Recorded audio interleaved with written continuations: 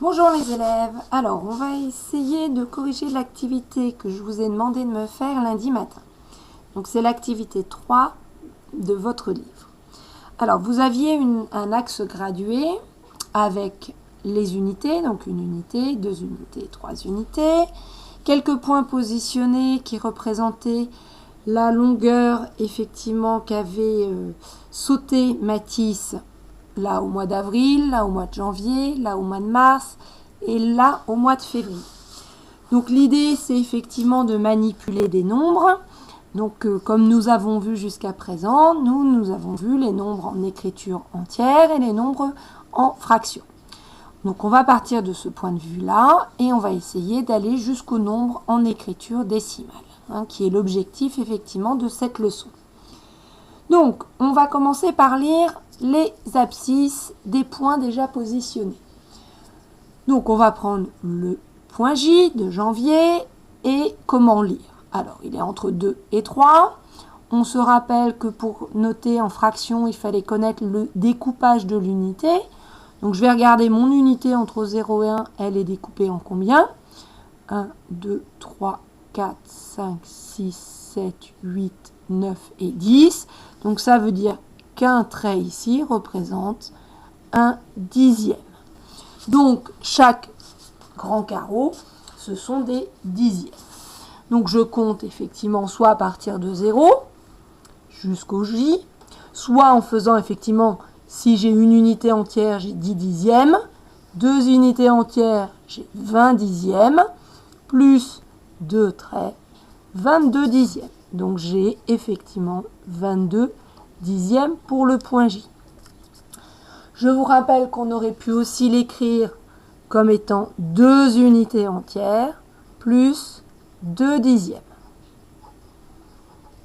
J'espère que cela va pour tout le monde. On continue. Après le mois de janvier, le mois de février, on va chercher donc l'abscisse de février. On recommence. On va essayer d'être efficace. Une unité, deux unités, trois unités. Donc si tout est découpé en dixièmes, ça me fait 30. Plus 2, 32 dixièmes. Et l'on a donc 3 unités entières plus 2 dixièmes.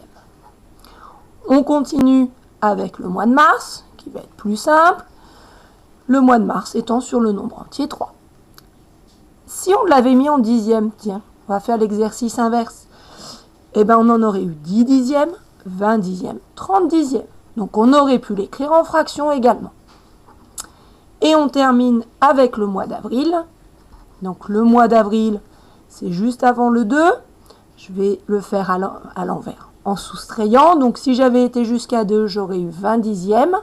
Comme c'est 1 dixième avant, ça me fait 19 dixièmes ou une unité plus 9 dixièmes.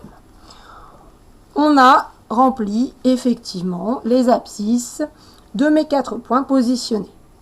Ensuite, on vous demandait, donc ça c'était la question A, on vous demandait dans un deuxième temps de placer 3 points. Alors pour le moment, je ne vais pas tout de suite placer le point S. Je vais m'occuper, qui est du mois de septembre, on va s'occuper du mois de novembre, qui était 3 plus 2 dixièmes, plus 1 dixième, pardon.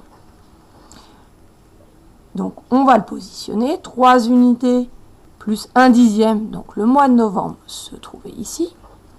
Tiens, j'aurais pu l'écrire aussi 31 dixièmes. Et on va placer le mois de décembre, qui lui était donné en fraction. 28 dixièmes, donc c'est 2 unités entières, 2 qui faisaient 20, plus 8 dixièmes. Et on a placé donc 2 plus 8, on va arriver ici. Donc le mois de décembre se retrouve ici. Je ne fais pas tout de suite la question C, je vais déjà classer tous ces nombres-là. Donc je vais faire la question D, je fais un petit changement, puis on fera une vidéo pour les autres. Donc j'espère que là, avec les dixièmes, ça s'est bien passé. Donc je vais placer mes points. Comment les classer? Il suffit que je regarde dans l'ordre dans lequel ils apparaissent sur mon axe. Donc le premier c'est A, je vais chercher, donc c'est 19 dixièmes. Qui est plus petit que J, qui était 22 dixièmes. Qui est plus petit que D, qui était 28 dixièmes.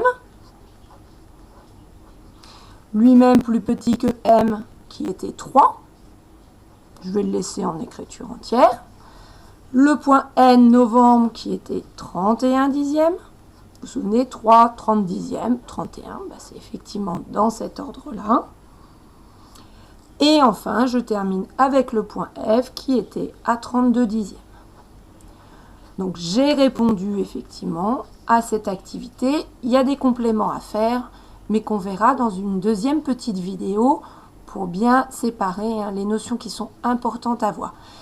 Je fais quand même une petite remarque. Là, j'ai travaillé avec des fractions qui sont particulières puisqu'elles sont sur 10. Alors, les fractions qui sont sur 10, qui sont sur 100, qui sont sur 1000, on appelle ça des fractions décimales. Ce terme n'est utilisé que pour les fractions qui sont effectivement sur ce qu'on appelle des puissances de 10. Et ensuite, on va pouvoir passer à l'écriture décimale. C'est pour ça que j'avais laissé de côté le S avec 2,65 et l'autre point qui était dans la question C, je crois, qui est le 2,18. On va en parler dans la vidéo qui vient juste après. Bon courage!